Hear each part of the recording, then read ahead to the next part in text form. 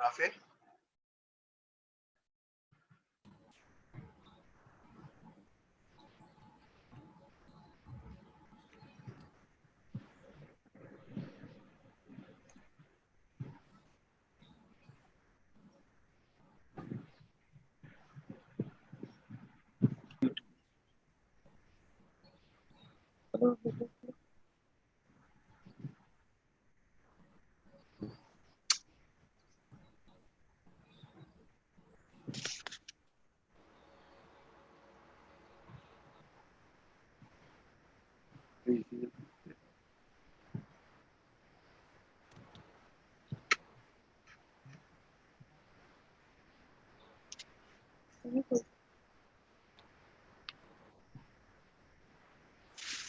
Yes, frontal आता है. Video setting.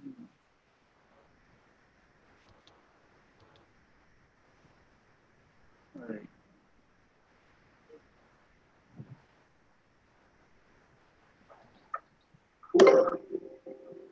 Auditor से होगा. क्या हो रही है?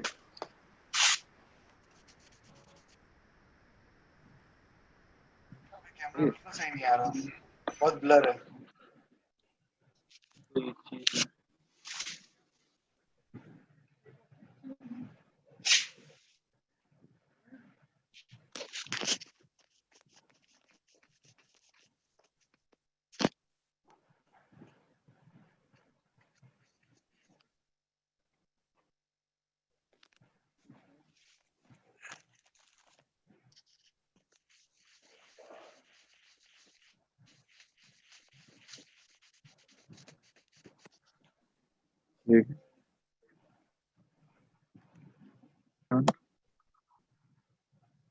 बेहतर हुआ? नहीं बस ये. It's still the same. Just a minute.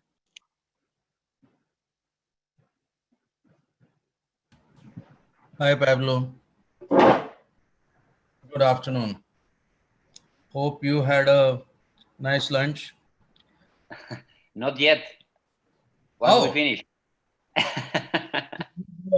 You go after the lecture. Yes, yes. Sunday we have a late lunch. Great, great. Anyway, enjoy. Thank you. Thank you. How are you? Not so bad. It's still pretty intense in Mumbai. But normal activity for you already? Well, not really.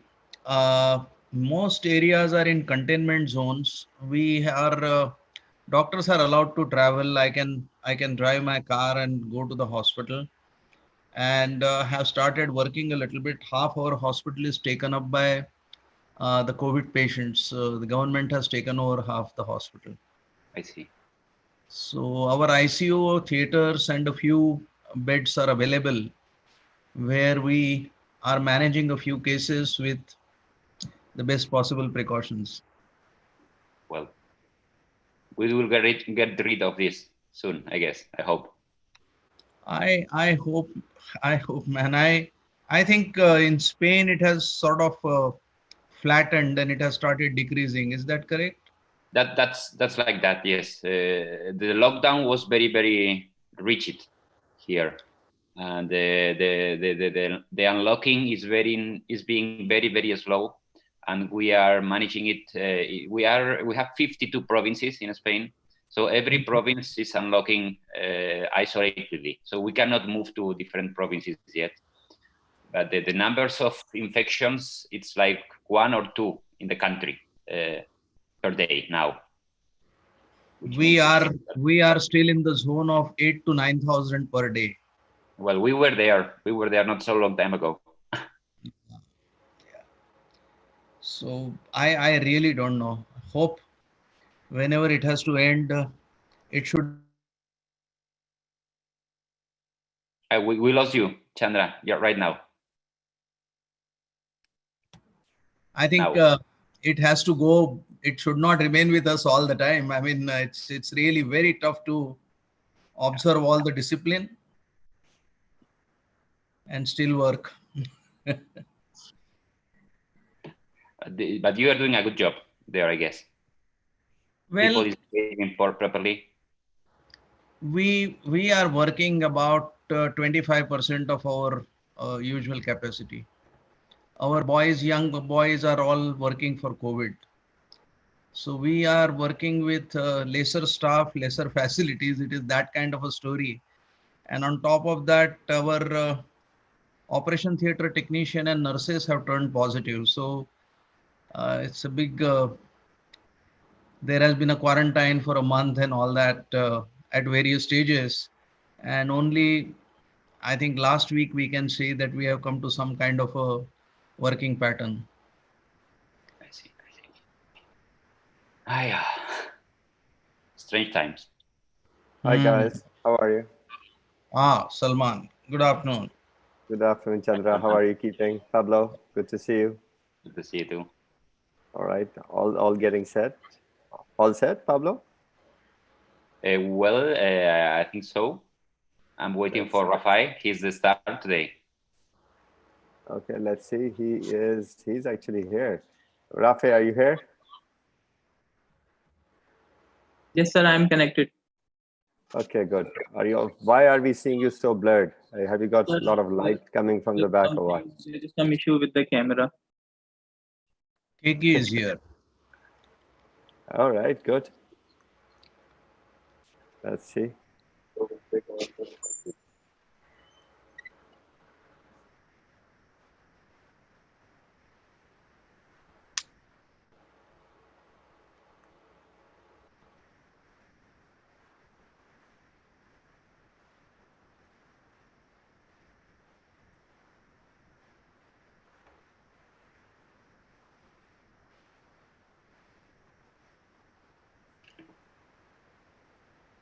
What happened, KK? I can't unmute. I don't know. Emad, can you unmute KK for us, please? KK, are you there? Wow. Oh, yeah. Hi. Hey. Hi. Hey. How are you? All well? How's everything, KK? Absolutely fine. Beautiful. Thank you very much. You've got okay? new look. You've got a new look now. Yeah, I'm trying to imitate you. Trying to imitate you, Pablo, all you guys. Pablo, I know I can never do a good job, but never mind. Oh, no, you're doing a great job. How's everything, KK? I'm fine. We had this, I saw that you were there during our last launch of the global launch of the CME platform. Yeah. And we have just now sent out letters. I think we had a very good response. I don't know if Pablo was there for that. I was there for a short time. Yeah, same with me. Okay.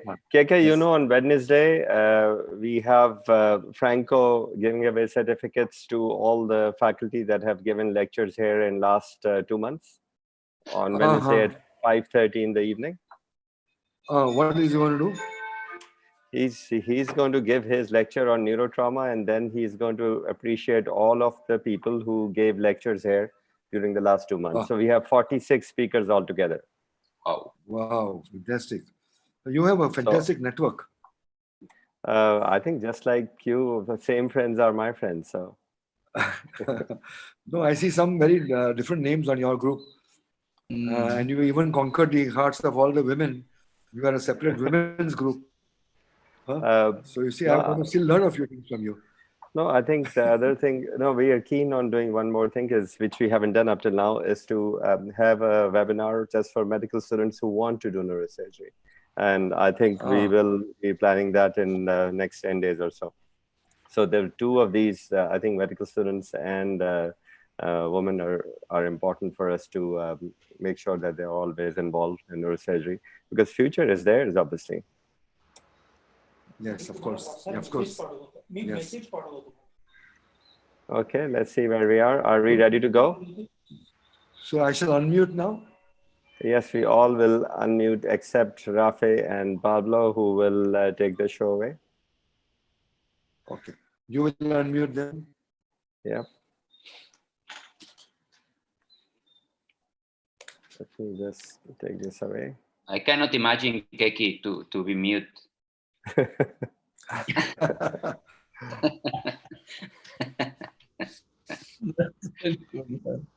Okay, guys, let's. Pablo, would you like to introduce and we'll start? Okay. You'd like to introduce Rafe and then we'll start? Sure. So first of all, thank you for scheduling this second part of the brain medial at 1 p.m. because the unlocking in Spain is coming. So I'm gonna have a beautiful day with my family. So I appreciate the time on the schedule. And this week we have been working with your residents, with Yusuf, Rafai, and Yasir, who is also here, I think.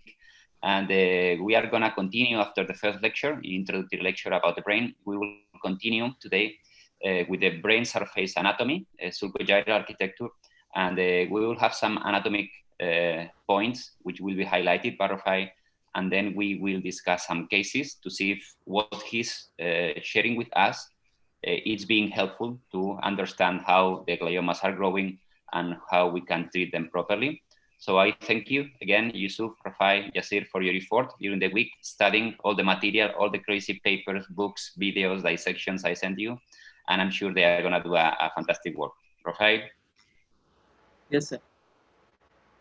I'm starting to share my screen.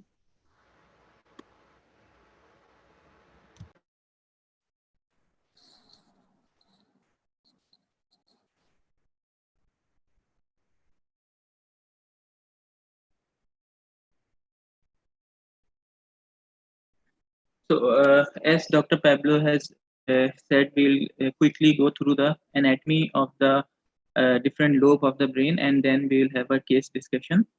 As we know, there is no strict relationship between the structure and the function of the brain, but we all know these two are so closely related to each other. The brain is divided into many regions and their sub-regions, but the zone of distinction is much blurrier in between. Because of the increasing use of the transcisternal, transfissural, and the transsulcal approaches, we have established the sulci as one of the fundamental landmark of the brain surface. And this sulci either can be used as a microsurgical corridor or as simply as a cortical landmark. Now, we'll briefly go through all the important historical aspects in the development of the neuroanatomy. The first significant contribution was made in the period of Greek civilization, and later on the Hippocrates, who is considered as the father of the medicine, he postulated that the brain was responsible for most of the mental activities and the convulsions. Later, the Herophilus, who is considered as the father of the anatomy, he studied brain and its structures in detail, and he distinguished the motor and the sensory nerve. And he also described the confluence of venous sinuses, and that was named after him. That is the trocula herophili. Following this, the most widely known anatomical description and the classification were described by the Galen. And in 1663, a doctor named Dr. Sylvius, he was the one who described the lateral cerebral sulcus, and it was named after him, that is the Sylvan fissure. Now, in 1880s, a German physiologist, Friedrich Arnold, he was the first one who laid the ground for the modern microneuroanatomy, and he first used the terms frontal, parietal, and the occipital region to describe the different parts of the calvaria. And further later, these terms were used to describe the different lobes of the brain. Another French anatomist, the Garrule, he is the first one who accurately described the cerebral lobes and the fissure. He also described optic radiation and distinguished between the primary and the secondary sulci. A French anatomist and a surgeon, Dr. Broca, he was the one who described the motor speech area in the brain and the craniocerebral topographic relationship. Now, coming to the general anatomical features of the brain, as we all know, the cortical surface of the brain is consist of the sulci, gyri, and the fissure. The fissure and the sulci, these are the natural extension of the subarachnoid space, and they are limited by the gyri on the brain surface. The depth of the sulci may range from 1 centimeter to 3 centimeter, and within the gyri, they carry a small transversing within the sulci. Sorry, they carry a small transversing gyri that are collectively known as the transverse gyri. These sulci can be long, can be short, continuous, or interrupted, depending on the position and the function. And because the brain developed because of the infolding process, the sulci that are present on the superior lateral and the inferior surface of the brain, they are usually oriented towards the ventricular cavity. So they are more prominent on the superior lateral and the inferior aspect. However, the sulci that are on the medial side, their development is related to the corpus callosum, so they are less prominent and less marked. Now, the gyral separation is only superficial, and it is defined by the continuity and the depth of the sulci that is adjacent to that gyri, and therefore this a gyri should be considered as a region. Now, in general, as we all know, brain is organized as follows: like in frontal and the temporal region of each hemisphere, we have the 3 horizontal gyri. In the central lobe, we have 2 oblique gyri. In the parietal region, we have 2 lobules, the superior and the inferior, and in the inferior we have 2 semicircular gyri. In the occipital region, we have 3 gyri. The one is vertical and the 2 are horizontal. This is the diagrammatic representation of the lateral cortical surface of the brain. This is the frontal lobe. This is the occipital lobe. As we can appreciate here, three horizontal gyri in the frontal region, 3 in the temporal, and 3 in the occipital. The two this is the parietal lobe. The 2 lobules, the superior is the quadrangular and inferior divided into 2 semicircular gyri. This is the specimen again showing the lateral cortical surface. This is the frontal lobe. This is the occipital lobe. Here we can appreciate the superior, middle, and the inferior frontal gyri separating by the superior and the inferior frontal sulcus. Here in the temporal lobe, this is the superior, middle, and inferior gyri separating by superior and in the inferior sulcus. Just behind the frontal lobe, we have a central lobe. It is divided into the pre and the post central gyri by the central sulcus. Behind the central lobe, we have the parietal lobe, which is divided in the superior parietal lobule and the inferior. As I have mentioned earlier, the inferior has 2 semicircular gyri. This one is the supramarginal and this is the angular. And in the occipital region, we have 3 gyri divided by the 2 sulci. Now, this is again the diagrammatic representation of the medial side of the brain. This is the frontal lobe, the occipital lobe. Note most of the gyri on the medial side are formed by the infolding of the gyri from the lateral surface, and most of them are arranged in a C-shaped manner along with the central cavity. As we can appreciate here in the specimen, this is the frontal lobe, the occipital lobe. Superiorly, we have a superior frontal gyri, which is a continuation from the lateral side, and then posterior to it, we have a parafrontal lobule from the central lobe, and from the parietal lobe there is a continuation which is called the precuneus. Just above the corpus callosum we have a cingulate gyri, and in the occipital region we have 2 gyri separated by a fissure, the cuneus and the lingular. And on the medial surface of the temporal lobe we have the inferior temporal gyri, the most medial part of the temporal lobe, that is the uncus, and posterior and medial to it we have a parahippocampal gyri, and lateral to it we have a fusiform gyri which is separated by collateral sulcus. Here in the anterior frontal region we have a gyrus rectus, that is the straight gyri, and we have the para olfactory and the paraterminus gyri. Now again the lateral cortical surface of the brain, showing the sulcal representation. This is the anterior frontal lobe. This is the occipital lobe. This, as we has discussed earlier, the frontal lobe is divided into three gyri by the two sulci, and sometimes the superior frontal gyri is further divided into medial and the lateral part by a thin sulci. Posterior to it, we have a central lobe, which is anteriorly limited by the precentral sulcus, posteriorly by the postcentral sulcus, and in between we have the central sulcus. Beneath it, we have a temporal lobe. The superior boundary is by the Sylvian fissure, and it is divided into three gyri by the superior and the inferior temporal sulcus. Now, in the parietal lobe, that is posterior to the central lobe, which is divided into the superior and inferior parietal lobule with the interparietal sulcus, and the inferior parietal lobule is further divided into two semicircular gyri by a intermediate sulcus of the genus.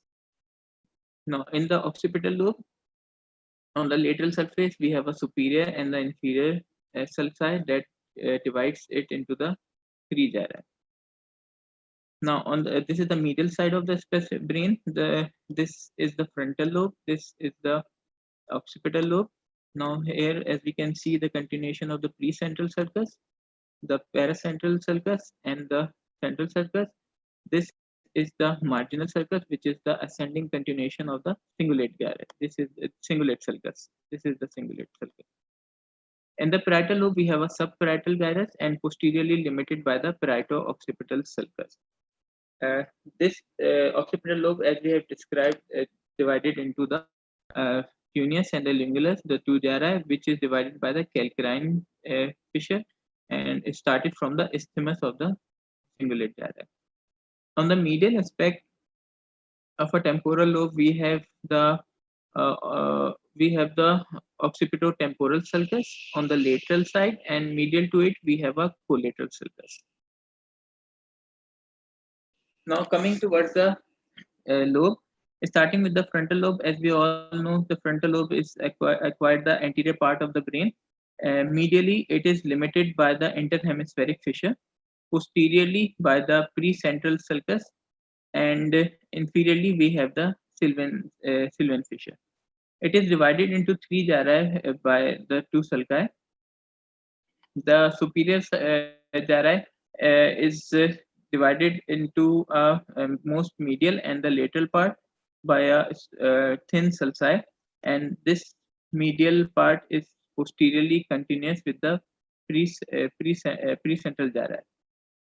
Note there is a continuation of the anterior frontal gyri with the middle one through the orbital surface and the gyrus rectus.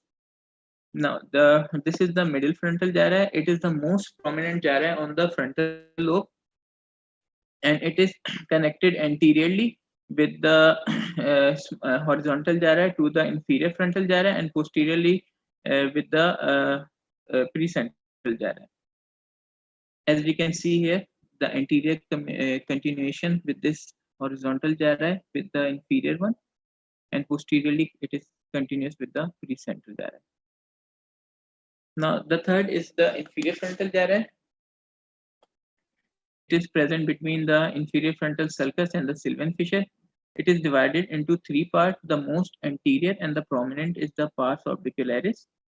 Followed by this, we have the pars triangularis, and then we have the pars opercularis, which is the U-shaped gyri. This U-shaped gyri is divided by a diagonal sulcus from the Sylvian fissure. As we retract the inferior frontal gyrus, we can see a point from where the two limbs of the Sylvian fissure are rising. The anterior one is the horizontal and the posterior is vertical, giving the inferior frontal gyri the M-shape appearance. This pars triangularis and pars orbicularis together forms a motor language area, that is the Broca's area. This the inferior frontal gyri is continuous posteriorly with the precentral gyri. This is the medial side of the frontal lobe. If we have the dorsal limit by the superior medial aspect, we have the ventral limit formed by the medial orbital surface, and we have the calcarine edge formed by the pre-rostral and the calcarine cingulate sulcus. We have the cingulate limit. This is the cingulate sulcus. Now we have the inferior. This is the inferior part, the inferior part of the frontal lobe. This is in between. We have the interhemispheric fissure, and the inferior part we have a one sulci, that is the olfactory sulci, that contains the olfactory bulb and the olfactory tract. Medial to it we have a straight part, that is the gyrus rectus, and lateral to it we have the orbital surface of the inferior orbital surface of the frontal lobe. This inferior orbital surface is divided into four parts by a H-shaped sulci into the anterior, posterior, medial, and the lateral part. The posterior and the medial part are in continuation with each other on the medial side. Now, coming towards the central lobe, this is the frontal lobe, this is the occipital lobe. Just posterior to it, we have the central lobe. Anteriorly, it is bounded by the precentral sulcus. Posteriorly, we have the postcentral sulcus, and in between, we have the central sulcus. Inferiorly, we have a Sylvian fissure. As you can see here, the precentral, postcentral, and the central sulcus, and inferiorly, we have a Sylvian fissure. This is the precentral gyri, this is the postcentral gyri, and these two are connected with the subcentral gyri that is bounded anteriorly with the anterior subcentral sulci and the posteriorly with the posterior subcentral sulci. As we can see here in the enlarged image, the anterior subcentral sulcus, the posterior subcentral sulcus. This is the subcentral gyri connecting the precentral and the postcentral gyri, and this is present. This is in continuation with the temporal fissure, and we have the transverse gyri of the Heschel that is connecting to this subcentral gyri, and this together forms the primary auditory area of the brain.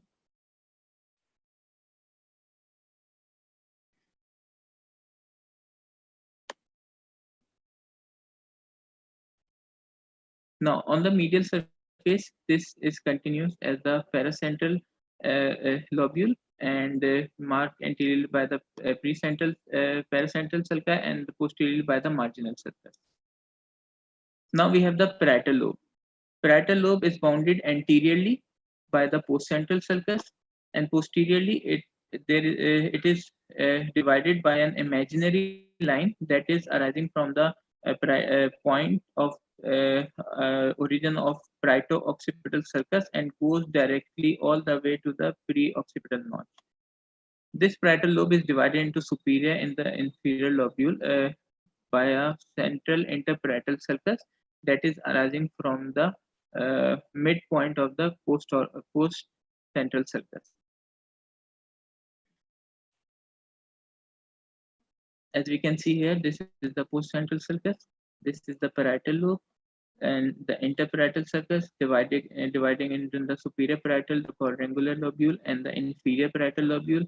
This inferior parietal lobule has a two semicircular gyri, which is divided by the intermediate sulcus of Janus. Now, this superior parietal lobule is anteriorly it connects with the postcentral gyri, and posteriorly it is in continuation with the superior occipital gyri. This is the semicircular gyri, which is anterior, and just posterior to the postcentral sulcus is the supramarginal gyri that surrounds the distal part of the Sylvian fissure, and it is continued with the postcentral gyri and the superior temporal gyri.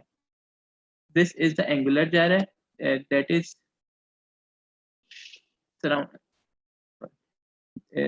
surrounding the horizontal limb of the superior temporal sulcus, and it is in continuation with the middle temporal gyri.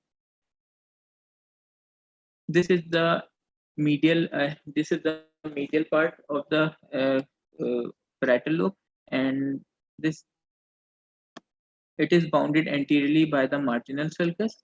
Posteriorly, we have the parieto-occipital sulcus, and this medial area is called the precuneus. And within the precuneus, we have a subparietal sulcus, and it goes all the way up to the isthmus. Now coming toward the occipital lobe, this is the superior and the lateral view of the brain. This is the anti-frontal.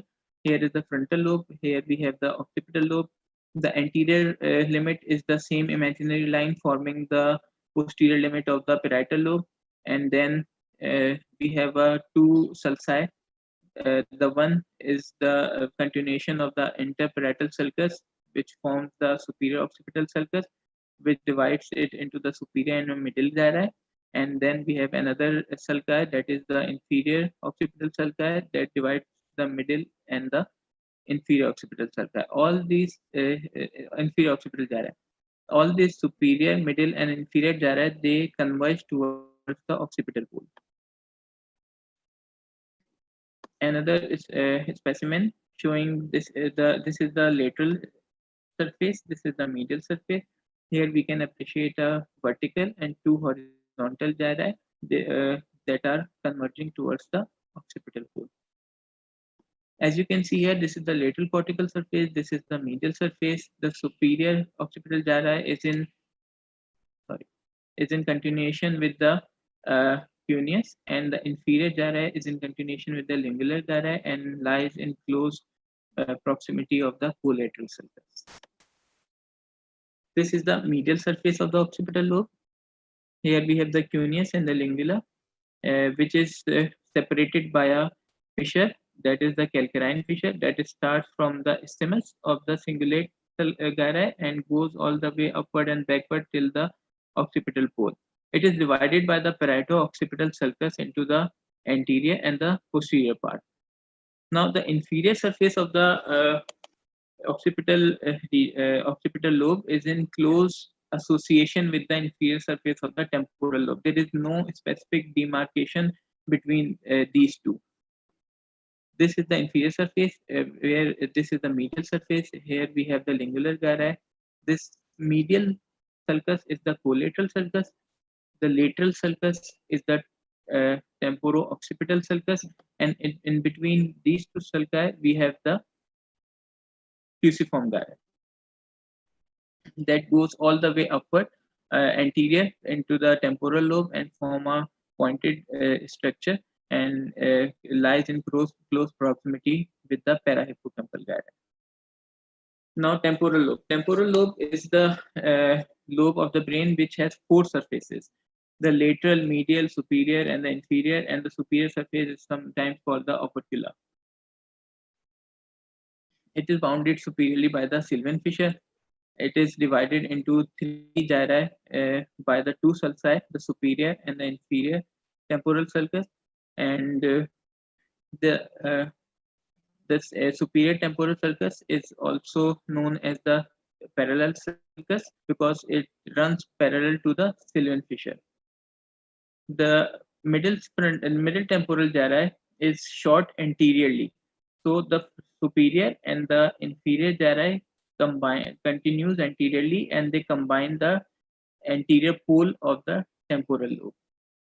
Posteriorly, the sylvian fissure goes upward and ends into the supramarginal gyri, and this superior temporal sulcus, it divides into the two limbs: the ascending limb that divides the two semicircular gyri and the horizontal limb that penetrates the angular gyri. Now, this is the inferior surface of the temporal lobe. As already mentioned, there is very less demarcation between the inferior surface of the temporal and occipital lobe. Here we can see the continuation of this sulcus, that is the collateral sulcus on the medial side. Here we have an inferior temporal gyri. Medial to it we have a temporo-occipital sulcus, and in between these two we have the fusiform gyri, and medial to it we have a parahippocampal gyri. Now, the superior or the opercular surface of the temporal lobe is formed by the superior transverse gyri, and beneath it is the insular cortex. It forms the inferior opercular margin of the insula. And here in the superior surface, we have small multiple transverse gyri. The most voluminous one is the transverse gyrus of Hessel that lies in close proximity of the subcentral gyri, forming the primary auditory area of the brain. As we can see here, this is the insular cortex. This is the transverse gyri of the Hessel. This divides this superior temporal gyri into the polar part and the temporal part, and the long axis of this transverse gyri of the Hessel is in continuation with the atrium of the ventricle. This is the again the same transverse gyri of the Hessel that is in long axis is with the continuation of the atrium of ventricle, dividing into the polar part and the temporal part. Just to understand, this is the MRI of the brain axial cut T1 weighted images. Here we can see this is the most voluminous gyri of Hessel that divides it into the anterior and the posterior poles. Now the insula. This is the cortex of the brain that is not in continuation with any bone. This is hidden under the operculum, which is formed by the frontal, central, and the temporal operculum. The frontal operculum is formed by the three parts: the pars orbicularis, triangularis, and the opercularis. The central is formed by the subcentral sulcus, and the temporal operculum is formed by the superior temporal gyrus. If we retract this, we can find the insular cortex. Here, as we can see, the sagittal section of the brain. This is the frontal lobe. This is the occipital lobe. This is the insular cortex. This insula has some boundaries. Anteriorly, it is bounded by the anterior peri-insular sulcus. Superiorly, we have the superior peri-insular sulcus, and inferiorly, we have the inferior peri-insular sulcus.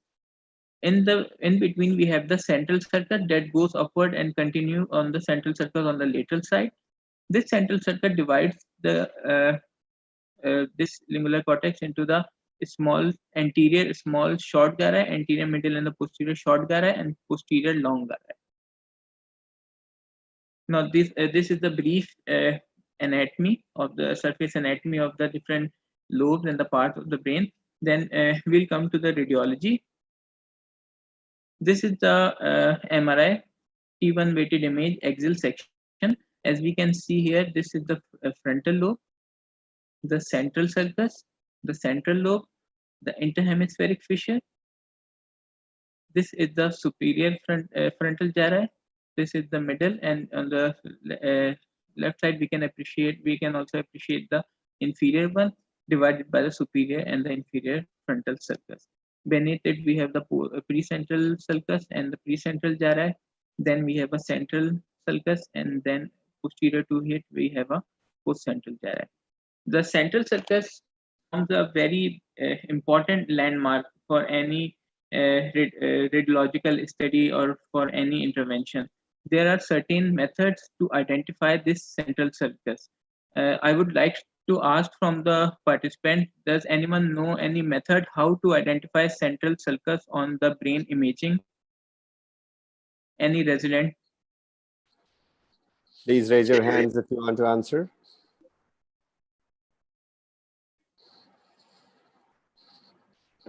Okay, we have server.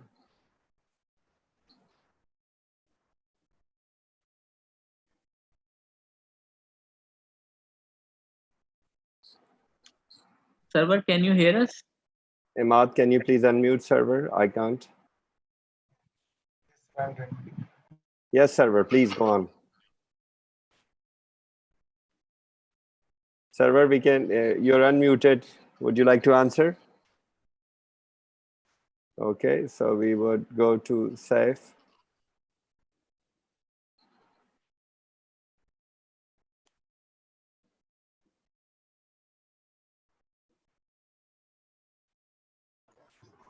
Hello. Yusuf, please answer. Well, generally the central sulcus is one which is extending towards the midline, and it separates the precentral from the postcentral, and the postcentral also tends to exhibit this mega sign. It's a U-shaped sign. What happened to Yes, Yusuf? the one method is any sulcus that is going all the way up to the interhemispheric fissure is the central sulcus. The other posterior, just posterior to it, we have the pars marginalis. That is the continuation of the cingulate sulcus. This forms a bracket shape structure. Any sulcus that is anterior to it, it is central. Now, there are other signs, the superior T sign, and the inferior T, upper T sign and the lower T sign. The upper T sign is formed by the superior uh, frontal sulcus, where it meets the precentral sulcus. It forms the T-shaped structure. As we can see here, this is the inferior T sign. This is the inferior frontal sulcus. Here it meets the precentral sulcus, forming a T-shaped structure. Any sulcus just behind the this upper and the lower T sign is the central sulcus. Then we have the L sign.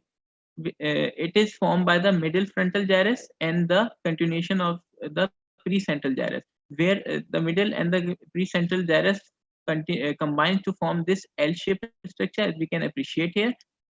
Any sulcus that is immediately posterior to it, we have it is the central sulcus.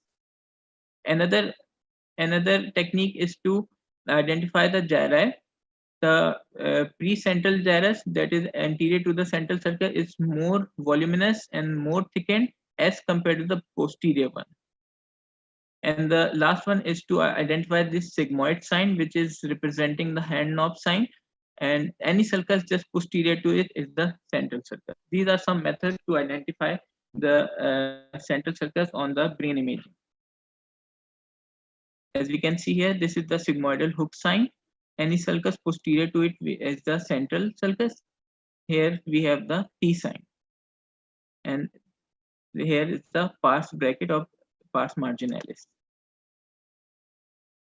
Now, this is another MRI coronal cut T1 weighted images. As we can see here, this is the falx cerebri. Here we have a cingulate sulcus, and just beneath it we have a cingulate gyrus. Here we have a superior frontal gyri, the superior and the inferior frontal sulcus, the middle gyri, and the inferior gyri. This is the temporal or the sylvian fissure, and this is the insular area. Beneath the temporal fissure, we have this temporal lobe. Now, this is the MRI T1 weighted images, axial and the sagittal cut. Here we can appreciate the sylvian fissure. Beneath it, we have the temporal lobe, and above this M-shaped structure, this is the inferior frontal gyri. As we can see here, this M-shaped structure is the inferior frontal gyri. Can anyone from the participant know the functional significance of this M-shaped area? Any answer, any resident? Please raise your hands. So Kapil is there. Just unmute him. Imad, can you please unmute Kapil? This is area. Sorry, Kapil, can you repeat it? No, he's not on here. Imad, can you unmute the next person? Yes, sir. Yes, Where is that? the speech area in pars triangularis and pars opercularis. Yes, correct. This is the motor speech area on the if it is on the dominant side. As we can see here in the axial cut, the area that is just above the sylvian fissure, the inferior frontal gyri, this is the Broca's area. The area that is just at the end of the Sylvan fissure where it goes into the supramarginal gyri is the Wernicke's area, and here at the level of the transverse gyri of the Heschel and the sub central lobule we have the primary auditory cortex.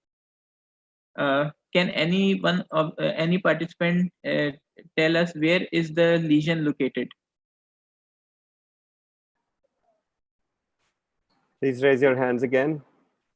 The lobe and the area.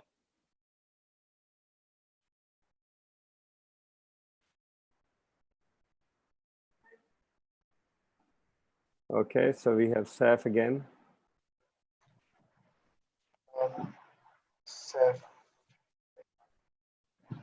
Imad, can you unmute Saf, please? You've got while there. Okay, please. Inferior frontal gyrus. Yes, this is correct. This area is a frontal lobe and the inferior frontal gyrus. There, and if it is on the dominant side, there is the Broca's. Now, anyone can want to answer? Identify the highlighted structure.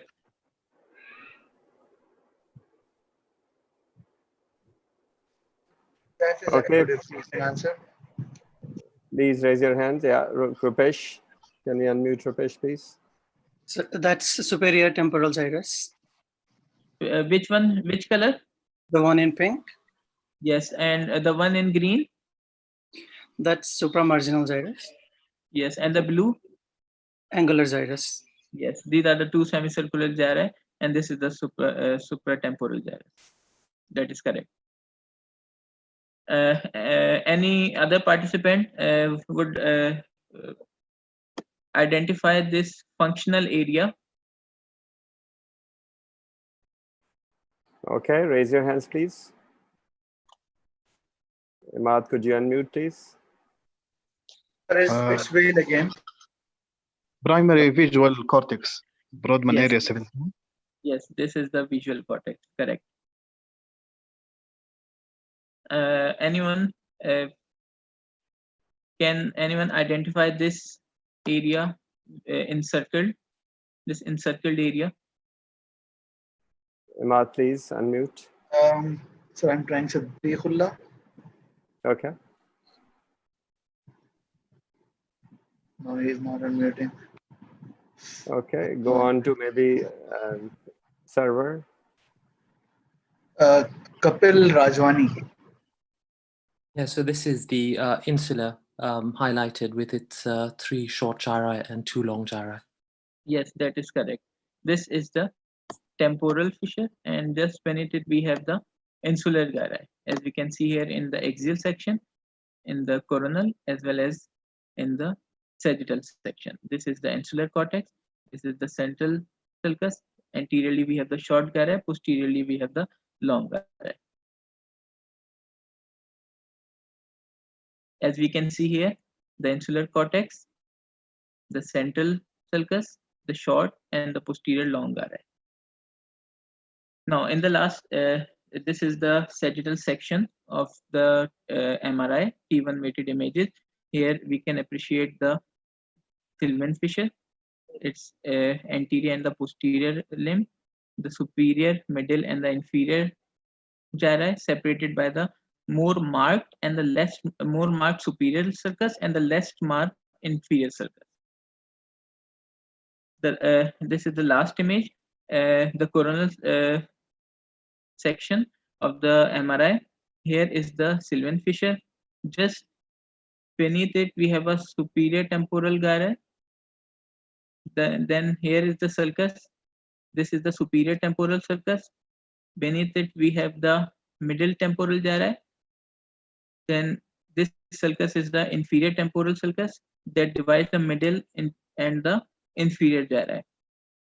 Now, just posterior to it, we have the occipito-temporal sulcus, and here we have a collateral sulcus. And the gyri that is present in between these two sulci is the fusiform gyri. This is the fusiform gyri, and the gyri that is medial to the collateral sulcus is the parahippocampal gyri. Thank you. So this is all the brief anatomy regarding the lobes and the different parts of the brain. Now Dr. Pablo will continue with the cases.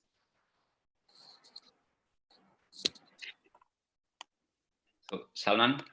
Yep, that's perfect. I think really enjoyed that. Thank you. Can I ask you if you are the proudest boss in the world now? Yeah, I think these guys are doing brilliant job. It was very good. Rafael, congratulations. It was a large amount of information, what you Agreed. gave us.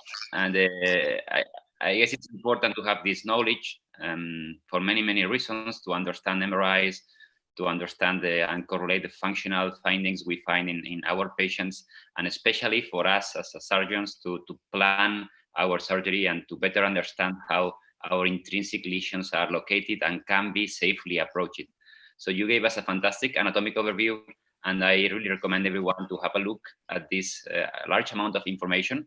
And the idea with this seminar that Salman was suggesting us was to now correlate all these findings with some intrinsic lesions. So what I have done is to prepare some slides about some cases. So I would be very happy if you could help me to solve them. And if nobody is answering, I will answer Rafael. So please answer, because he has been speaking for a long time. That's okay, Salman, if we go perfect. Yeah, perfect, okay. Please. So can you see my screen? Yes. Okay, so this is a 53-year-old male, and he came to the hospital with his family, and he had some headache, and the family were referring that he had some kind of personality disturbances in the previous weeks. So 2 questions. First question, which lobe is this tumor located in? Please raise your hands. Yes. Imad, can you unmute, please? Yes, it's the frontal lobe. That's the frontal lobe. It was Vael who Okay, in which gyrus? Which what? Sorry. Which gyrus? Superior frontal gyrus. Superior frontal gyrus. And this area of the brain has a specific name in functional terms. I think supplementary motor area. That's fantastic. So we know where the tumor has been growing, and we can understand the kind of deficits we could cause in this kind of case. So it's important whenever we have a tumor like this, an intrinsic lesion, if we have some doubts, we can have a look always at the healthy hemisphere. And this is gonna give us the key. So which is this sulcus I'm pointing at? Okay, raise hands, please. Sulcus is the question. Can you unmute Aman, please? So yes. This is superior frontal gyrus. Sulcus. Superior frontal sulcus. And what about this one, which is posterior to the lesion? And it's transverse oriented.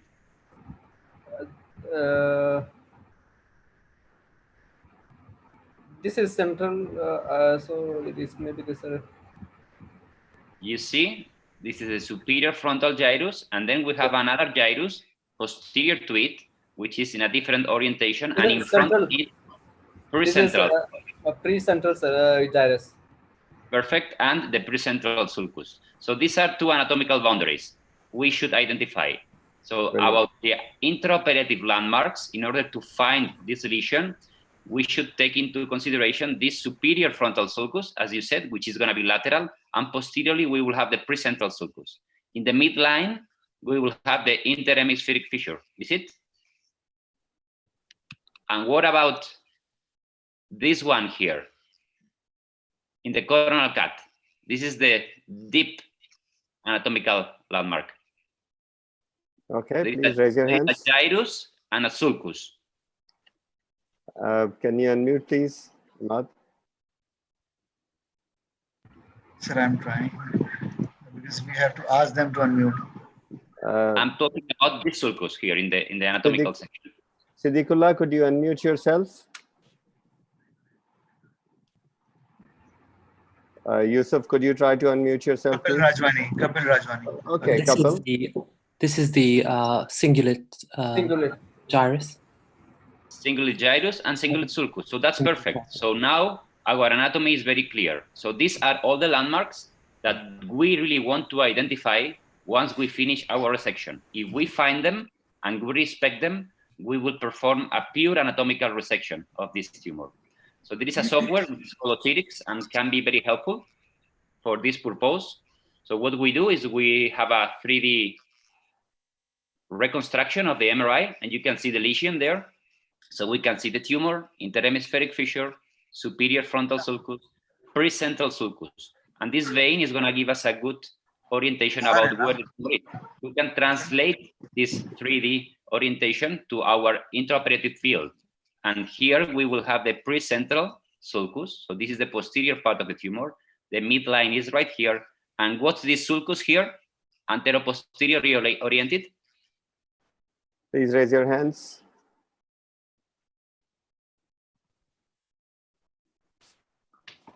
Mark, please.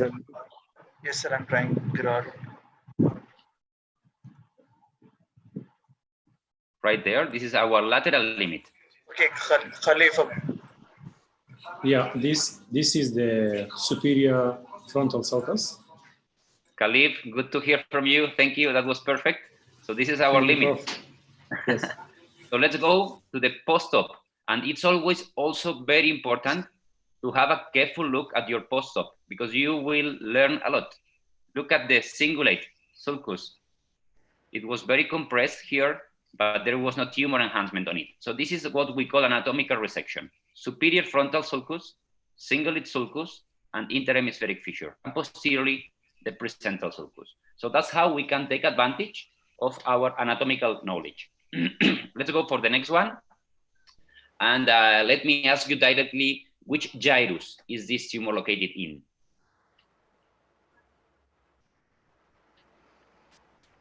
Okay. Can you go with well again? Yes, please. Middle frontal gyrus. Middle frontal gyrus, that's perfect. And which anatomical landmarks would you use? Superior frontal sulcus. Perfect. And inferiorly the inferior frontal sulcus. Perfect. And posteriorly? Precentral sulcus. Okay, so it means that this gyrus here is the? Precentral gyrus. Perfect. So that's what you have to know. And it's mainly located at the level of the coronal suture, so you can even take advantage of this craniometric point. So this tumor is growing mainly in this area, right there. So we translate this, again, 3D venography to our field. So this is the right side, posterior, anterior. So these two veins are limiting the tumor. That's the tumor. This is the precentral sulcus. That's the inferior frontal sulcus, and this is the superior frontal sulcus. So the anatomy is very clear right now. So what we do is we just devascularize the most cortical part of this tumor, and we have to try to do a subpial resection to identify where our anatomical landmarks are. So this is the superior frontal sulcus, you see? We are uncovering it right there. This is the precentral, posterior to the tumor. And once we do the resection, we can see our anatomy. Superior frontal sulcus, precentral sulcus, and inferior frontal sulcus. And in the post-op, immediate post-op, the brain will go towards its place. So we see the same anatomy, superior frontal and precentral. Case 3. This is a patient who came with some scissors in the left side. Where is this tumor located?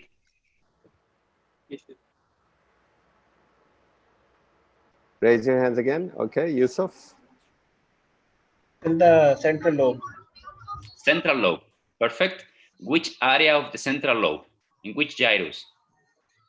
The precentral as well as the part of postcentral. Perfect. That was the challenging one, but you answered perfectly.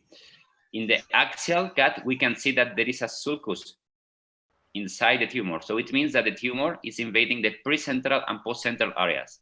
And whenever we are in doubts about that, we can always go to the sagittal and take these landmarks that Rafael just told us. Cingulate sulcus, we follow the cingulate sulcus, pars marginalis or ascending ramus of the cingulate. So just anterior, we have the most medial part of the post central. It looks like there is no tumor there because it's this area here. But if we move lateral, we will see tumor in the post central. This is the central sulcus, and mainly in the central, in the precentral gyrus, in the motor area. So let's go again to see the anatomy. Cingulate, this is the pars ascending, the paracentral sulcus. This is the ascending ramus of the cingulate, and this is the paracentral lobule. Central sulcus, postcentral, precentral. Same anatomy in the MRI. Postcentral gyrus, central sulcus, precentral gyrus.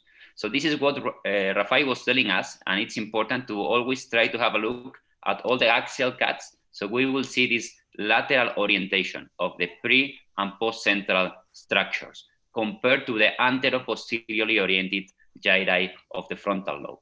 So we go to the OR, and let me ask you, this is the midline.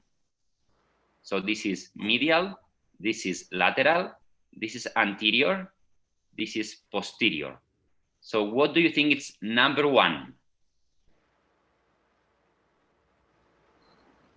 Please raise your hands.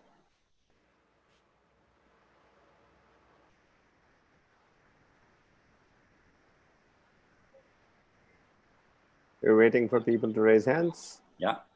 Okay. Can we unmute, please? Again. Number one. Superior frontal gyrus. Superior frontal gyrus. Number 6. You keep going, Lyle. This is superior frontal sulcus. Perfect. Number 2. This is pre-central gyrus. Number 3 and 4. Post-central gyrus. So number 7 is a sulcus, which is the central sulcus. Yeah, and what's the name of this vein, which mainly runs through the central lobule towards the midline? Vein of Trollard, I think. Perfect. So number 8, which sulcus is this one? Post-central sulcus. And number 5, a gyrus?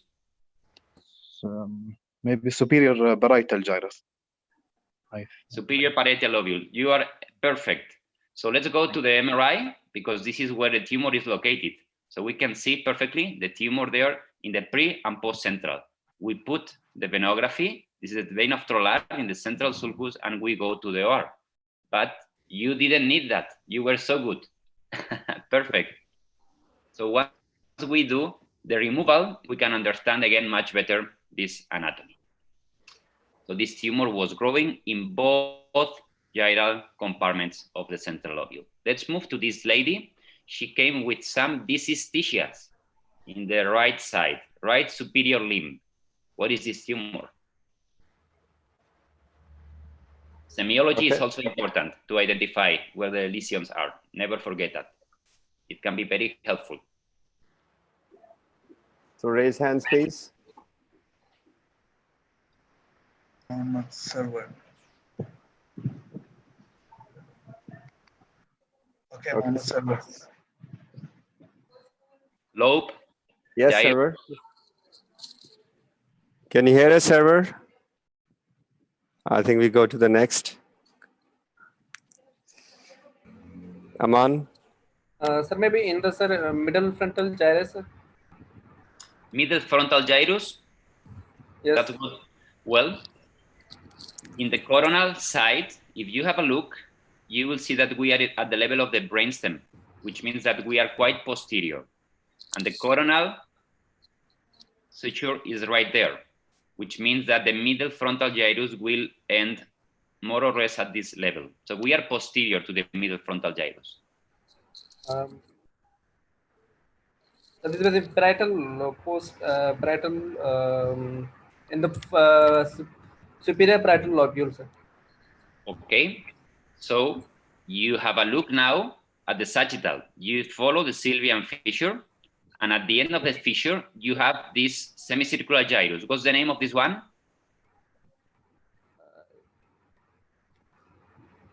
Okay, which gyrus is that? This is, sir, it's not so clear to me, sir. Okay, anybody else wants to take it? Yeah, supramarginal gyrus. Perfect. So if we have a lesion in between the middle frontal gyrus and the supramarginal gyrus, where is the tumor located? So in this parietal lobe, sir. Parietal lobe, post-central sulcus, post-central gyrus. Post-central gyrus. Now you are correct. And another good clue is looking at the main axis of the tumor. You see the main axis of the tumor is transversely oriented, like the post-central and precentral gyri. You see? Yes. In this case, it's difficult to identify if it's precentral or post-central, but this is the central sulcus, and this is the precentral gyrus, which is completely compressed. So it's a tumor growing mainly in that area. It's in the same level, axial level of the middle frontal gyrus, as you said. It's in the same level of the parietal lobule, but it's in between them. This is why it's important to combine all the axial, sagittal, and coronal slices before taking a decision. So intra-op landmarks. Which structures you will be looking for in case you open the dura and you cannot see the tumor. So you just see a normal brain. Which sulci are important in this case? And gyri. We have already discussed one of them. Okay, raise hands, please.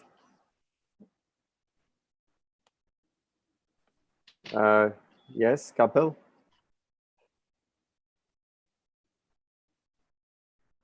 So in Yes, terms of Kapil. what's important, it's you should identify the central. So you should identify the central sulcus. You should identify the motor cortex, and you should identify the post-central sulcus. That's perfect, Kapil. And how would you do that? Imagine you cannot see clearly because the arachnoid and the vessels are covering everything, but you have a neurophysiologist with you. What did you do to identify the central sulcus? You could you could place a cortical strip and do some neurophysiology monitoring. Okay. Have you ever heard about the N20 wave inversion? No, I haven't. So the N20 wave inversion is something which is marvelous, because what we do with a flat strip of 6 poles, we try to place it perpendicular to the orientation of the central sulcus. So the neurophysiologist will be able to distinguish which poles are in the motor area and which poles are in the sensory area. So this is the intra-op view. So this is what we are doing. We are just placing this electrode, and we are expecting, obviously, this is a tumor, that the central sulcus could be here. So this is why I place number 3 on the precentral gyrus and number 4 on the post-central. So now she will check, the neurophysiologist, if 3 is motor and 4 is negative.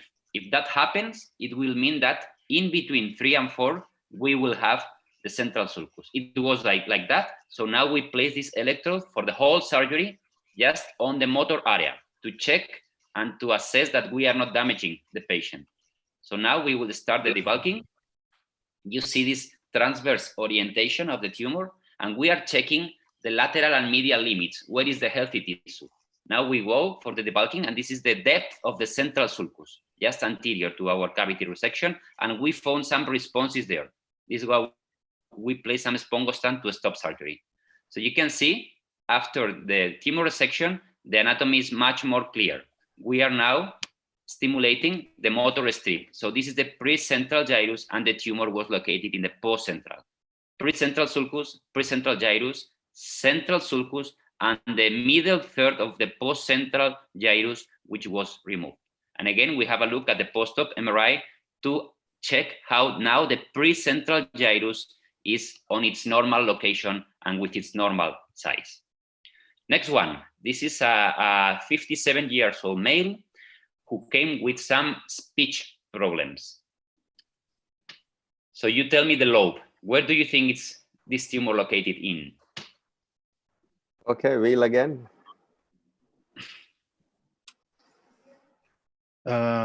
inferior parietal lobe, angular gyrus. Angular. Why do you think that's angular? History speech problem and looks awareness area. Okay, that's very good. We would need more slices to be more accurate, to be honest with you. But this tumor was located, as you perfectly said, in the angular, in the inferior parietal lobule. So this is the angular and this is the supramarginal. So there is a fascicle that we will discuss with Yusuf in the next session, but let's introduce it now. There is a fascicle, a white matter tract, which is very, very close to this angular gyrus, connecting the supramarginal with Broca's. Do you know the name of this fascicle?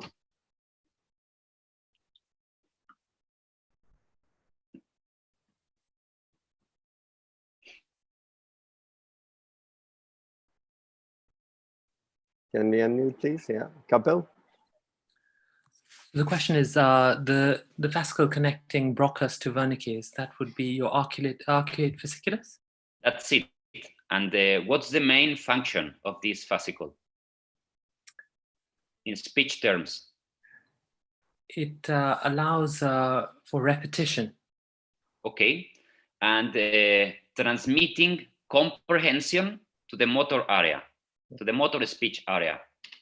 So you can identify what you are watching, what you are listening, but sometimes you cannot express it properly. So this is the main function of this arcuate. So this is the anatomy, we all know that one, and this is the supramarginal, and the tumor was growing in the angular. So let's have a look at the intra-op.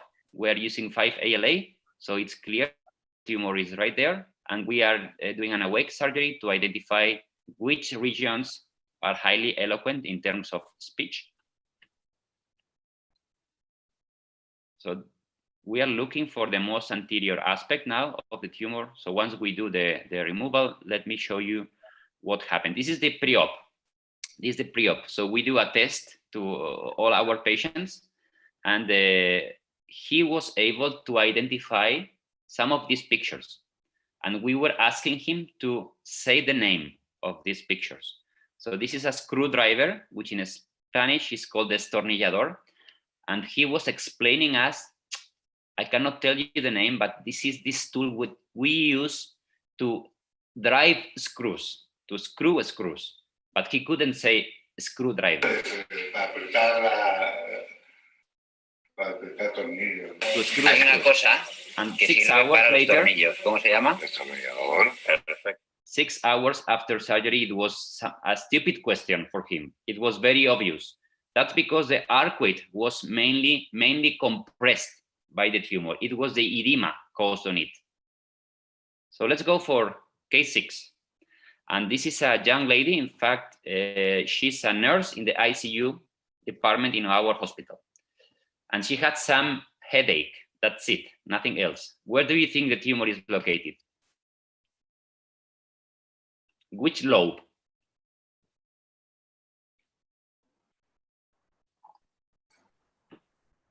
Okay, well, again. It looks supramarginal gyrus. Supramarginal gyrus. Any other option? Look at the coronal, Will.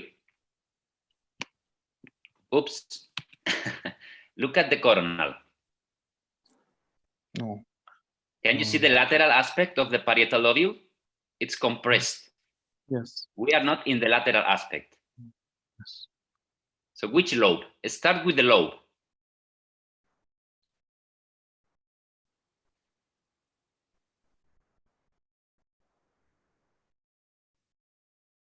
Yes, Kapil? Kapil, yes, please. So this looks like it's in the parietal lobe.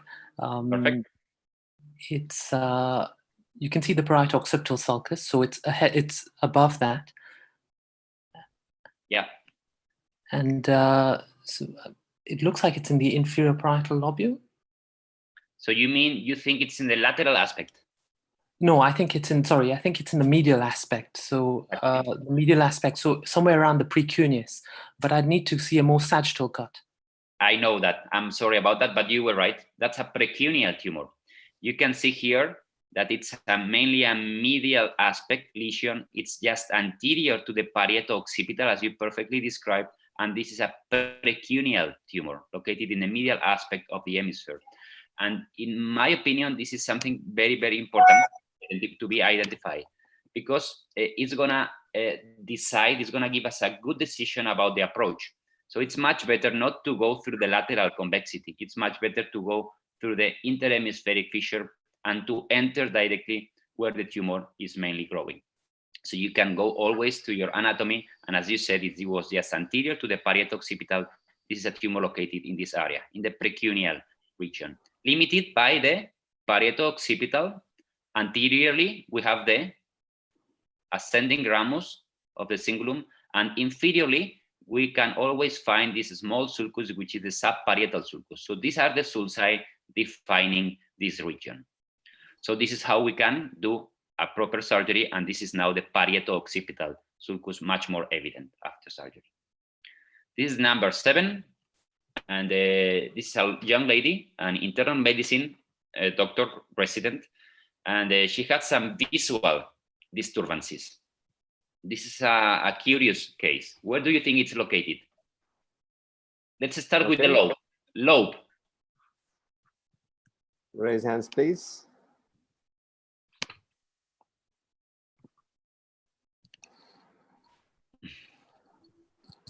Matt, if you can unmute there. Yeah. Yes, it's Khalif. Yes, Khalif. Yeah. Khalif. Yeah, so the lobe is occipital lobe. Uh-huh. And it is let's try to medial aspect of the occipital lobe. Okay. It will be the lingula gyrus. Wow, that's it. Lingual gyrus. It's in the lingula. Very good. Which is your landmark to see that it's lingula, not cuneus? Which sulcus separates lingula and cuneus? The collateral sulcus. Think again. You know that. Yeah. So go to the sagittal cut. Yeah. So there is a sulcus, which is the calcarine. Calcarine sulcus. Right. Yeah, and this calcarine sulcus is just above the lesion. So the lesion is in the most anterior part of the lingula, and it's just posterior to the splenium and to the isthmus. So how would you, Khalif, approach this lesion? If you go, you want to enter this area. Interhemispheric approach, just on the, it's above the 10, so 2 options. We can either go interhemispheric or supratentorial. Supratentorial, interhemispheric. I guess it's the same. What do you mean? So you try to go to this falco-tentorial junction, and a good landmark to identify, this will be a good landmark to see the splenium, to see the isthmus. So the tumor is mainly growing in this area here, and this is why the patient was having this uncomfortable visual disturbances. So this is how we place these patients in a kind of a supine and lateral, mixed lateral position. So this is the falco-tentorial junction. That's where the tumor is. This is where the tumor is, exactly here. So we can have this view of the isthmus, and just posterior to it, we have this lesion. So this is how the anatomy can be helpful for us. We only have 3 more cases. I don't know if we have time. Salman, do you let me know? Yeah, brilliant. We have enough time. You will solve the multiple choice questions as well. Don't worry. Okay, so this is a 18 years old lady from Morocco, and she came with a very, very, very uncomfortable headache and seizures. She had 2 episodes of seizures, but they were very well controlled after anti-epileptic drugs. But let's go for the anatomy. In which lobe is this tumor located? Okay, Kapil. Yeah, so this tumor is in the temporal lobe, and it looks like it's centered around the fusiform gyrus. So that's it. You answer both questions. So it's in the inferior side, inferior aspect of the temporal lobe. So we can see in the coronal T1, T2, T3, and then we do have the fusiform, and the collateral sulcus should be there. So this is how we think about that tumor. Temporal occipital sulcus will be our lateral limit. So everything medial to it, we have fusiform. And then we have another sulcus, the collateral sulcus, which will be our medial limit. So this is how we can approach it, subtemporal exposure. So we take time, we take some CSF from the sulci in the convexity, and then once we go subtemporal, this is our sulcus. That's the temporo-occipital sulcus. And this is the tumor into the fusiform gyrus. So once we do our subparietal resection, going to the medial aspect, we will have a new limit, a new sulcus. This will be the collateral sulcus, and this is the end of the resection. So this is the post-op. So here we do have T3. Here we have the fusiform, and this is the collateral sulcus with the parahippocampal gyrus and the hippocampus inside the ventricle. Another case, this is a British lady. She had some headache, that's it, and this lesion. Where is the tumor located? Which lobe?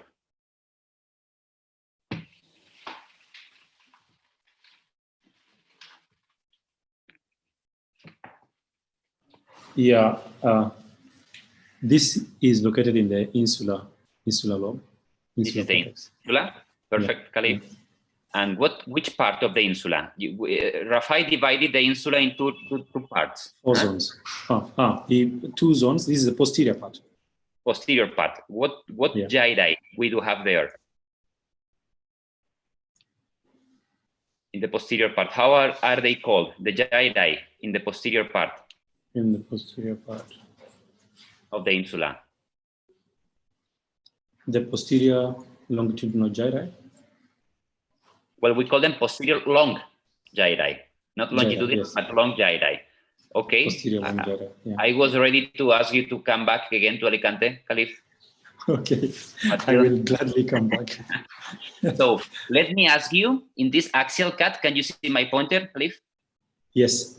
So this is clear, the insula. This is a posterior long gyri. And which is this gyrus? That will be this, just in front of it, there's a sulcus there. That will be the central, that's the sylvian fissure. That's the sylvian fissure. But I'm talking about this gyrus here. This will be precentral gyrus. So it's pointing towards the atrium. Okay. So that will be the Herschel's gyrus. This is transverse gyrus of Herschel. Transverse gyrus of the, oh yeah. You see? And that's a good landmark for us, because as Rafai told us, the transverse gyrus of Herschel is directly kissing the post-central and subcentral areas. So if we see this post-central and subcentral area in the convexity, we can split the fissure exactly there, and we go 1 centimeter deep, we will be facing directly the tumor. So that's the landmark we should identify. This is a tumor growing here. And the transverse gyrus of Herschel, I remove it in dissection, but it will come towards this area. So this is how we think about that. And how would you go? Transsylvian or transopercular? In this posteriorly located in the left side, dominant side. Okay, Chandra, you want to give your opinion? I know you have to go, so if you'd like to take this case and tell us. Certainly like to go transsulcal. Because we can open the transverse sulcus and then we see the tumor there. So not to go transcortical here. Thank you, Chandra. Thank you. Especially because in this area, the operculi, first of all, are completely free of tumor. They are not invaded and are highly, highly eloquent. We have the precentral, the postcentral, and the supramarginal. And below we have the posterior third of the superior temporal gyrus, with some part of the Wernicke area is on it. So this is a highly, highly eloquent region. And this is why in these cases, it's much better to see the anatomy. So again, this is the left side, pterional craniotomy, pars orbitalis, triangularis, opercularis, pre and post central. And this is the subcentral area. So the tumor should be somewhere near there. So this is how we can take advantage of the anatomy. And we will just open small part of the sylvian fissure in that area. So the vein, we decide if we move it towards the frontal or temporal, depending on the case, on the main branches, and we go a little bit deep with high magnification, and then suddenly we will see this different color tissue, whiter. You see, this is the MCA. There was not 5LA enhancing in this case, but you can see how with this small opening of the fissure, we can do a nice anatomical resection. It came finally like a GBM, and this is what we did, going through that area right there with some remnant of the tumor in this region, but it's very close to the internal capsule, so it's much better not to go too deep in these cases. Okay, before we do this case, I'll just ask Chandra to give his comments because he has to leave. So Chandra, your comments, please. Wonderful cases, Pablo. I think the anatomy has been so beautifully described that I don't want to leave, but I have another commitment in 10 minutes. So okay. I'll probably watch a little bit of your insular, and then I'll join you again on next Thursday, coming Thursday. Okay. Thank you, Chandra. Bye-bye. Thank you, Chandra. Thank you very much. So we are ready to finish. And last day we were discussing about transsylvian or transopercular approaches. This is clearly an insular lesion. And I would like to ask you if you think it's purely insular tumor or it's the so-called operculo-insular. You think it's invading some of the operculi? Okay, raise hands, please.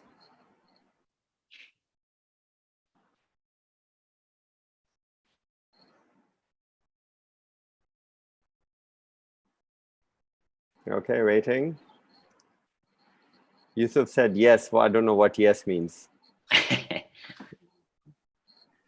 So the question is if we should go transopercular in a case like this.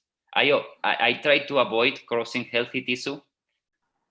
So especially in this left dominant hemisphere, she was a 33 years old lady, neurologically intact. And this is a clearly purely insular tumor. So it's mainly located in the anterior lobe. You can see the posterior lobe is pushed posteriorly, and you can see the vallecula with the limen of the insula completely invaded. So this tumor is completely in the anterior lobe of the insula. The temporal, this is the transverse gyrus of facial again, the temporal operculi and the frontal operculi are completely free of tumor. They are just pushed. And indeed, even in the axial cut, we can see our short gyri, how this tumor is insufflating this short gyri. And he has done our dissection. It has completely opened the sylvian fissure for us. So this is what we call the anterior sylvian point. You see, the tumor is just on the surface. So let me show you, this is the MRI from the same patient. So this is the right side, and this is left side. You can see the tumor. This is the central sulcus of the insula, and the tumor is just anterior to it. So we just open the sylvian fissure at the level of the anterior sylvian point, and the tumor will be there, and the tumor will have splitted the fissure.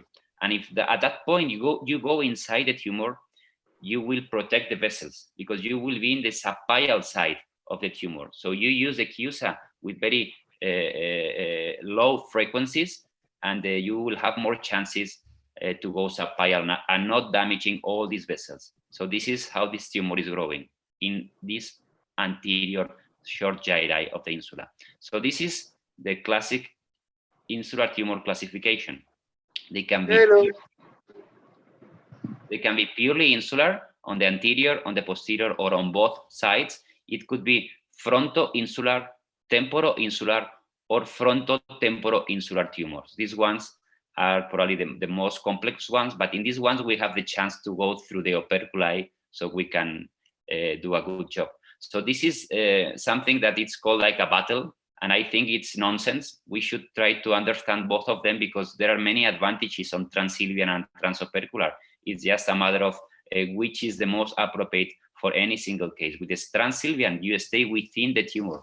It's an anatomical preservation philosophy. But when the tumor is invading the operculi, why don't to go through them if finally we have to take them out? So what we used to do is we cross the operculi, and once we reach the sylvian sites, So the superior, the inferior, and the anterior peri-insular sulci, you can go subpially to communicate both regions. But this case was a completely insular, peri-insular one. So this is the exposure. We open the fissure as much as we can. We check with the ultrasound how anterior, how posterior we must go.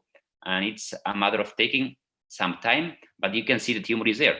Just underlying these sylvian veins, we have the tumor. In this case, the anatomy of the veins was very, very good. So we could open widely the fissure. You see the tumor. You can see the tumor. It's there. It's on the space.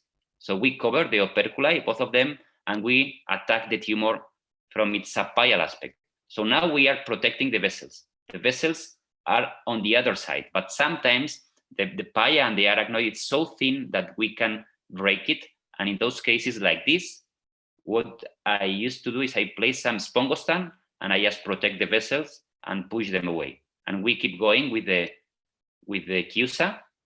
We have the MCA branches. In this case, the anatomy of the MCA branches was very good because it was in the caudal aspect. And with the CUSA, I am stimulating, looking for the corticospinal tract in the most posterior superior part of the tumor. So there we found some response at 3-5 milliamps. We check it with the CUSA. And once we find the response on the motor aspect in 4-5 milliamps, we always stop the resection there. So this is the final view. We check in case we have left some remnant hidden on the sulci, on the peri-insular sulci. And sometimes we irrigate with an imodipine in order to prevent the vasospasm. You can see we are always using also checking the corticospinal tract. So again, we have a look at the anatomy and we left some remnant.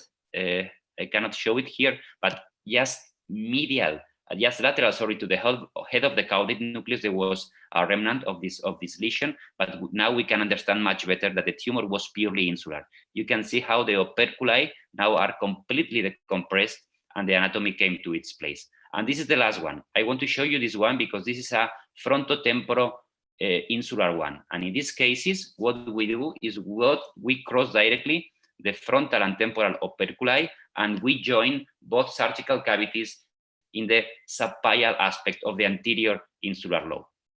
So let me show you how we plan this kind of surgeries. Always, never forget the medial limit should be lateral to this lenticular striate, because even if we avoid damaging the internal capsule and we coagulate one of these vessels, we will have some chances to have an ischemia in the internal capsule. So it's very important to try to avoid that. So this is the philosophy of the transopercular. We go through the frontal and temporal operculi, and there is always a big problem, at least in my cases, with this most posteriorly located part, because we don't have a good angle to reach this area with the transopercular part. This is how the insula is located in the depth of the fissure, and we do the same approach, stereonal approach, Rhoton, reflecting it towards the sphenoid wing. We open the fissure just to release some CSF and to have a exposure in case we need it. And then we go through the transtemporal, through the superior temporal gyrus. So we can see this is the temporal compartment, and we are reaching the inferior peri-insular sulcus. So that's the MCA. If we remove the ancus, we will see P1, P2, and the midbrain, because this tumor was invading also the amygdala and the head of the hippocampus. And once this is completed, we go to the frontal side. So this is the pars orbitalis, the right side, and we remove the opercular, frontal opercular part. Here we have the carotid artery and MCA bifurcation, and these lenticular striate arteries, you see them? So that's the moment to stop. This is the medial limit. And then we go to the subpial surface of the insula. So the insula is just there, in between these areas. This is the head of the hippocampus. We went again. So this is the oculomotor nerve. And we are trying to communicate these two surgical cavities. But let me show you what happened in this case. It was a nice resection, but you can have a look at this very small dot. This is a small ischemic event because probably one of these very thin lenticular striate arteries was damaged during the surgery, probably some vasospasm. And luckily the patient had no motor problems, but he had some dysesthesias for a few weeks after this surgery. So this is the concept of the transopercular approaches. So what we do is we cross the frontal operculum, the temporal operculum, and we work in between the surgical cavities in the subpial aspect of the insula. So that was all, Salman. I'm sorry being late again. No, you're not late. I thought you were running too fast there. It was brilliant, very nice. Sorry. Really enjoyed that, and I think everybody did a great job today. I'm grateful. We have among us Abida from Bombay, who's also into white matter dissection. So I'd like to unmute her and see if she has to say something, a few words. We should knock Keki. Keki's sleeping. Keki. Oh, Keki, wake up. Keki. Hi, Pablo. Hi, Abida. Good to see you. Cases. Good, but brilliant anatomy and brilliant cases shown beautifully. I think the correlation was quite good. And, basically for intraaxial tumors, I think everyone should learn the anatomy. Of course, the surface anatomy is important, but along with that, the white fiber tracks, so that you have a safe entry where you're not going to damage anything. You know where your functional cortex is and you're not going to get into that. You correlate all that and you select your approach, and most of the time you will not go wrong. If you have monitoring, you have 5-ala, you have ultrasound, all those things. But more than this, you should have the anatomy. Otherwise, they're not useful tools. If your anatomy is correct, you can, with minimal use of these tools, you can do a very good, fantastic radical resection. That's what I think. And really good cases, Pablo. Thank you, Abid. I fully agree with you. And I was showing this 5-ALA and even the endoscope in some cases and so on. But obviously, these are only tools. And basic is the anatomy. And indeed, in some of the cases I showed you intentionally, the 5-ALA was not working. But our anatomy is always working. It never leaves you alone. Yeah, I think it's important that tools will be there, but sometimes they can fail you. So I think it's important that, as long as you're aware of the anatomy, and it's, Rafi and Yusuf have shown that it's possible to learn all that anatomy and even present in front of so many people. And I think, everybody's done a great job. And thank Abida for joining us. KK, you are awake? Tractography. How useful do you find tractography? Tractography. Very important. Also. Yeah. So do you use it for every case?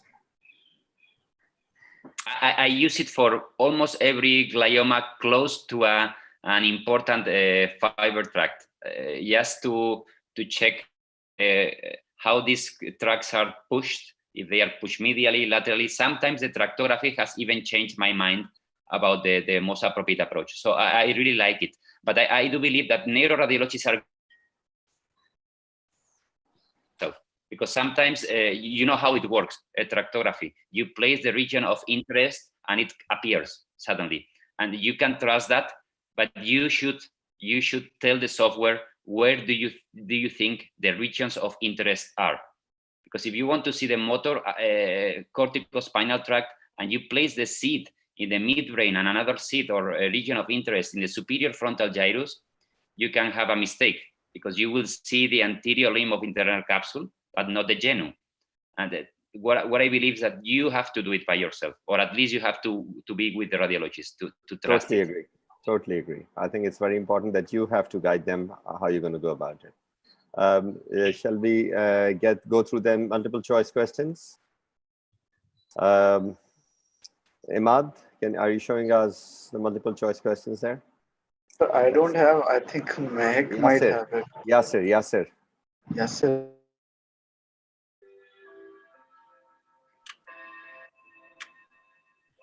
Okay. Let's see. He's yeah, not. yeah, sure. You have the multiple choice question, Yasser? Yeah, I have them, but I would just need to screen share them or what? Yes, please. Imad, can you share our webinar link that we usually get, so that go to the responses directly? Yeah, good. Go down.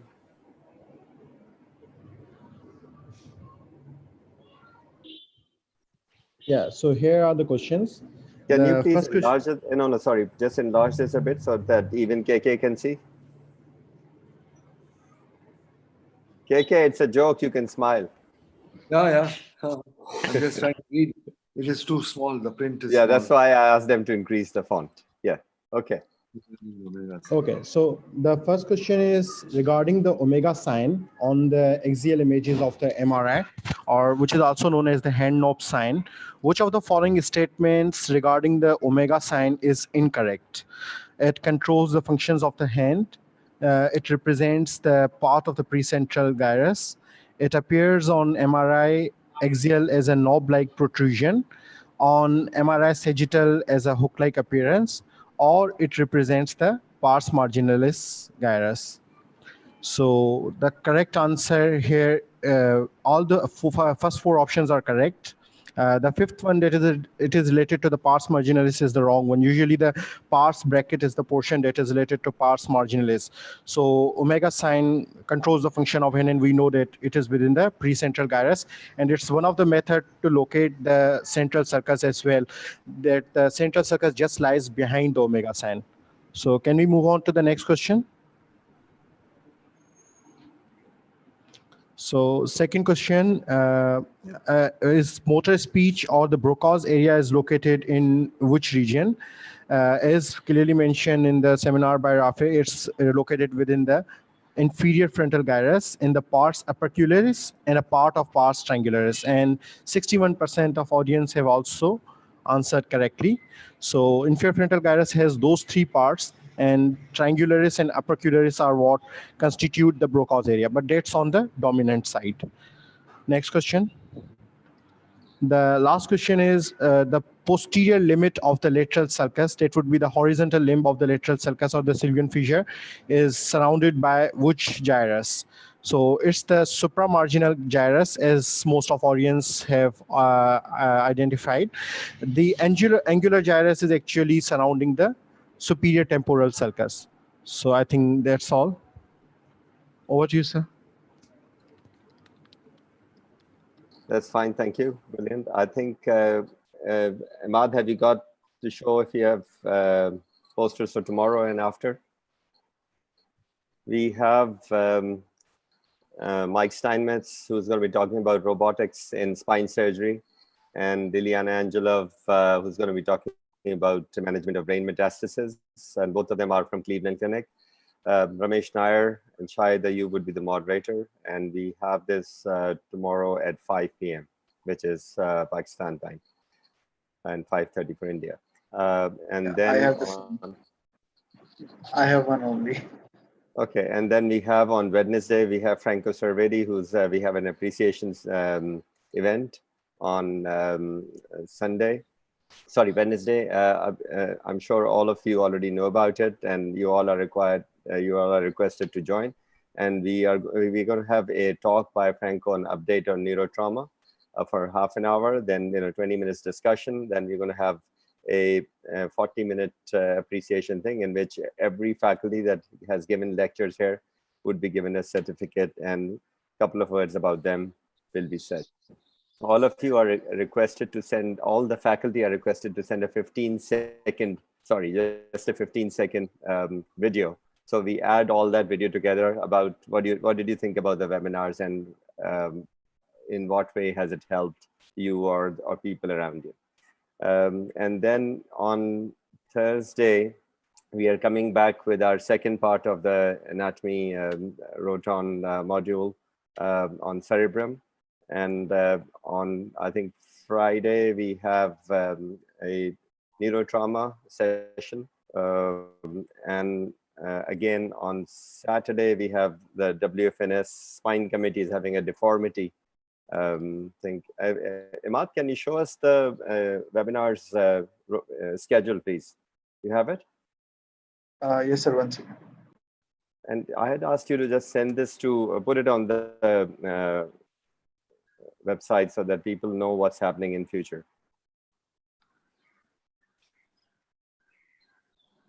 So we have, where are we? Okay, so we have Lily and Mike tomorrow, and then we have on Wednesday, we have the traumatic brain injury and appreciation ceremony. Thursday, we have the cerebrum module. And on Saturday, we have IFNE and WFNS endoscopy, which is on different types of arachnoid cyst. So 3 speakers on different types of arachnoid cysts who are specialists are going to go through that. And then we have the consensus meeting on thoracolumbar fractures of WFNS Spine Committee on Sunday. And we carry on. So I think this week is enough. So maybe just put this on the website so people know what's happening. Okay, thank you, everybody. It's a pleasure having you all. KK, you want to say a few words before we wrap up? Thank Excellent. you. And Well Pablo, where are you? Has Pablo gone to his clinic already? I'm here. Thank you, Salman. I know I'm ready to have lunch with my family. Okay, all right, good for you. Enjoy your lunch. Enjoy your Sunday, and hope to see you on Wednesday to start with. Okay. I will be there. Let me thank Rafael, Yusuf, and Yasir for their hard work. They were excellent. Thank you so much. It was a pleasure to work with you. Okay, thank you all. Bye-bye.